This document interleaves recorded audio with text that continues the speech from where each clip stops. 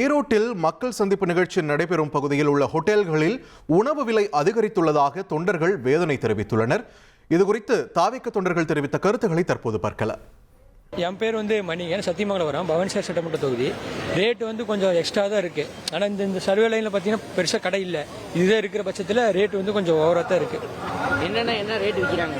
Dosa 30, 60 something போகுது. இப்போ இட்லி ஜோடி 50, 60 சம்திங் போகுது.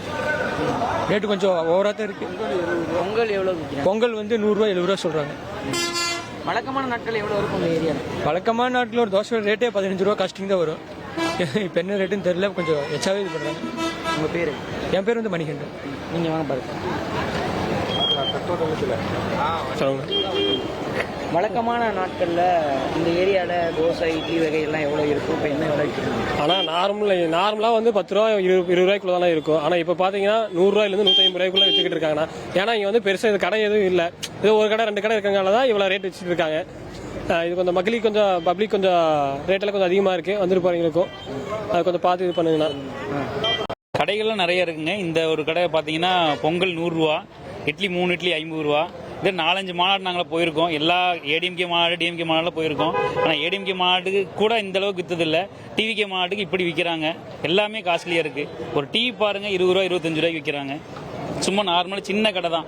திருச்சி கேப்பே, ஈரோடு திருச்சி கேப்பையில் கூட 50 ரூபா தான் பொங்கல். இங்கே 70 ரூபா 100 ரூபா. பாருங்க மக்கள் எத்தனை பேர் நிற்கிறாங்க, என்ன பண்ணுறாங்க.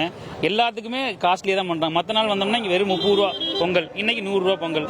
இப்படி இன்னைக்கு ஒரு நாளில் சம்பாரிச்சு என்ன பண்ண போகிறாங்க? வரவங்களுக்கு ஏதோ ஒன்று பண்ணலாம்ல.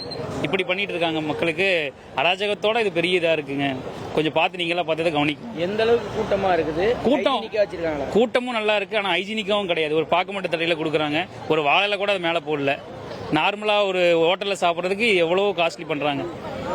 அமௌண்ட் ஜாஸ்திங்க. 30 ரூபாய் விலையுள்ள ஒரு பொங்கல் 100 ரூபாய் வைத்து விற்கப்படுகிறது என்ற ஒரு குற்றச்சாட்டை முன்வைத்திருக்கிறார் தாவேக தொண்டர் ஒருவர். விஜயமங்கலத்தை நோக்கி விஜய் வந்து கொண்டிருக்கக்கூடிய நிலையில் எண்ணற்ற தொண்டர்களும் அங்கு குவிய தொடங்கி இருக்கின்றனர். இந்த நிலையில் அந்த சுற்றுவட்டார பகுதியில் இருக்கக்கூடிய ஹோட்டல்களில் உணவின் விலை வழக்கத்தை விட மிக அதிக விலைக்கு விற்கப்படுவதாக குற்றச்சாட்டுகள் தொடர்ந்த வண்ணம் இருக்கின்றன. இது குறித்த பல்வேறு தொண்டர்கள் தெரிவித்த கருத்துக்களை நாம் பார்த்தோம். 1,25,00,000 மனங்களை வென்ற தந்தி டிவி யூடியூப் சேனல். தவிர்க்க முடியாத தம்ப்நெயில்ஸ், கலக்கலான கான்டென்ட்ஸ்.